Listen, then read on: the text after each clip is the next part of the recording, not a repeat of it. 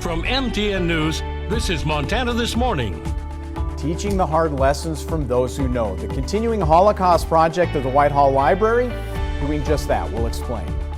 And people in war-ravaged Ukraine still being able to access the outside world thanks to efforts to keep the internet accessible. We'll take a closer look at that also coming up. Meantime, it is 6 o'clock. What a beautiful awesome shot. Yeah. Love to see that. That's Community Hospital of Anaconda Zycam. Chet Lehman, Matt Elwell with you here. The wind blowing here incessantly. I don't know if that's the word I'm looking for, but it feels nonstop. Man, we were getting wind gusts 40, 50 miles an hour last night. We were seeing that even this morning. These are our peak gusts so far this past hour. 21 mile an hour wind gusts in Whitehall, nearly 40 in Wise River, and likely we're feeling the effects of that all over the area. Daytime temperatures only into the 30s, a few spotty showers, but the wind continues through the afternoon. Expect these daytime highs to struggle today. Good news is we do have some light at the end of the tunnel. Warmer temperatures by Friday. We'll break down how warm we'll see these temperatures go in just a few minutes. All right, thank you, Matt. 6:31 for the Whitehall Library Holocaust Project. A rabbi from Bozeman made a trip over to talk about her experiences growing up in Germany, as well as share her Holocaust education. Dan's Caitlin Augilius was there and has more. As part of the Whitehall Library's Holocaust Project, Rabbi Sonia Pils spoke about her time growing up in Germany and how she and other German students learned about the Holocaust. It's a really complex question. How do you teach about this history in the country where this happened, but, you know, decades later? Pils grew up in West Germany before the Berlin Wall fell and experienced firsthand that the Holocaust was taught in every subject. Students would read stories written by survivors in literature class and learned about how Nazis warped genetics in biology. It's about how the Nazis would measure your head and how the Nazis would measure your nose and what the Nazis would say about skull forms and whatever not. And then the biology teacher was there, put in place by the German government to prove to us that all of this was nonsense. When the wall fell, West Germans learned that those living in East Germany had learned an entirely different history of the Holocaust. So they grew up in a world where they were absolutely guilt-free. They learned in 1989 and the following years that they had been lied to. It never occurred to them that actually this history had anything to do, the history of the perpetrators had anything to do with their own families. Pils heard stories about her grandmother's family hiding Jewish families, but learned years later her grandmother was a member of the Nazi youth camp, and her family profited from the labor of concentration camp prisoners building furniture in their warehouse. Pils says there's never a simple story, especially when it comes to family. I think the work of trying to understand how to talk about things and how to commemorate things and how to make them part of your own life is an ongoing project for everyone. The Whitehall Library's Survivors and Rescuers Fair will be held April 28th at the Whitehall Community Library. In Whitehall, Caitlin Aguilas, MTN News. 6:33 now. There are nearly 50 million Americans in this country over the age of 65. Many of them are trying to age in place for as long as possible. That means they don't want to move from their homes. And as Chris Conte shows us, the idea of living at your home into your golden years is becoming more of a reality these days because of a new community-based approach. At 83 years old, Alan Hodges is in many ways still composing the song of his life. But when this retired urban planner lost his wife to cancer a few years ago, he suddenly found the music didn't sound quite the same.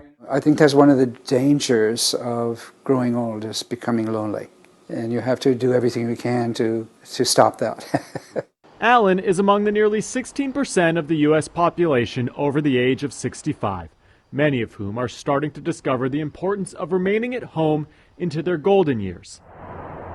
Alan Hodges lives in Boston, and after his wife passed away, joined what's known as a senior village. Because I have a network of friends. We don't have children, and the friends are very important to me. Unlike a traditional nursing home or retirement community, there's no physical building residents live in.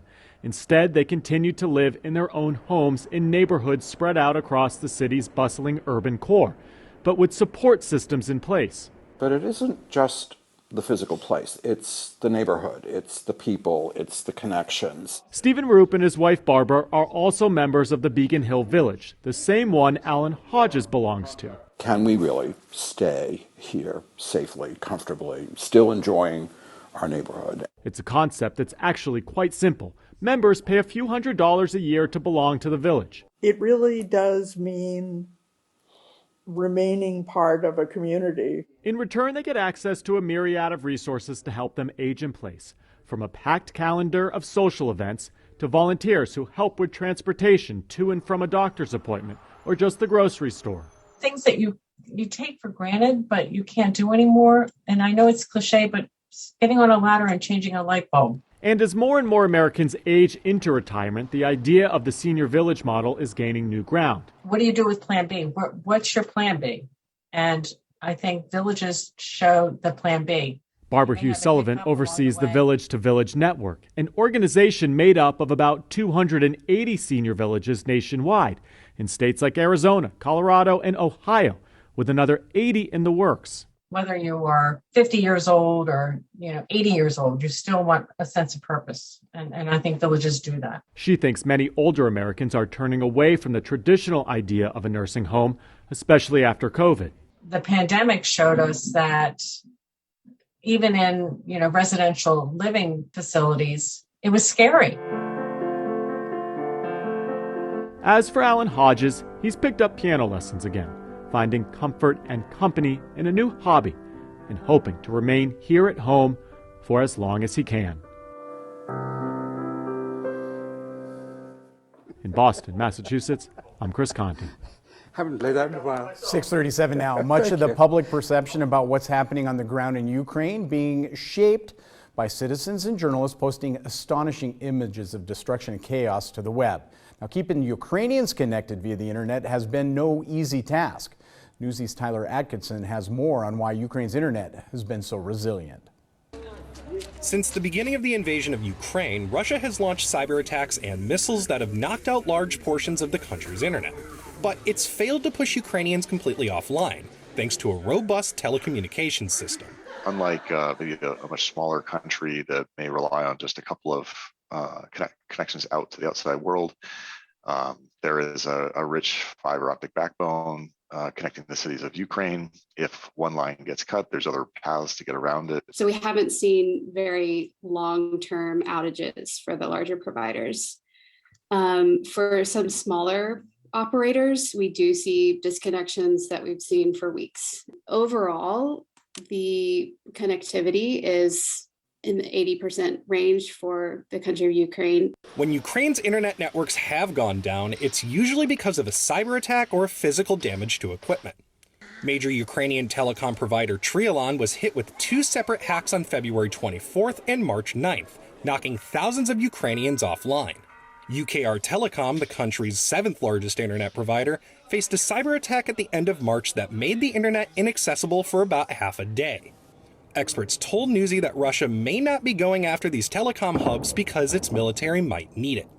Out of 60 cyber attacks that were committed, for example, during the week 15-22nd of March, only 4 were targeted to telecoms. There are some assumptions that it is not pragmatic for Russian troops to destroy infrastructure and attack it because they plan to use it on their occupied territories in future. Missile strikes that have destroyed internet infrastructure haven't led to widespread, sustained outages either, in part because of the hundreds of telecom employees who've stayed to repair broken equipment. There's enough technicians that are in country that are willing to take great risks to themselves to get out and fix things. They're able to fix things faster than they're getting broken. Looking forward, the Russian military could still disconnect Ukraine's internet, but experts told Newsy a complete disconnect is highly unlikely. I see only 2 ways how Ukraine can be completely cut off. First of all, the whole communication infrastructure will be physically destroyed, which for me seems quite impossible because as of yesterday, there are almost 5,000 telecom service providers registered in Ukraine. The second one is basically to order all the internet service providers to shut down the internet, especially in the occupied territories. It seems highly unlikely too, because I have no reasons to believe that all of the internet service providers will cooperate somehow with Russian authorities. In the meantime, Ukrainian President Volodymyr Zelensky takes to Facebook, using the internet to rally his people at home and supporters around the world. Tyler Adkison, Newsy, Chicago.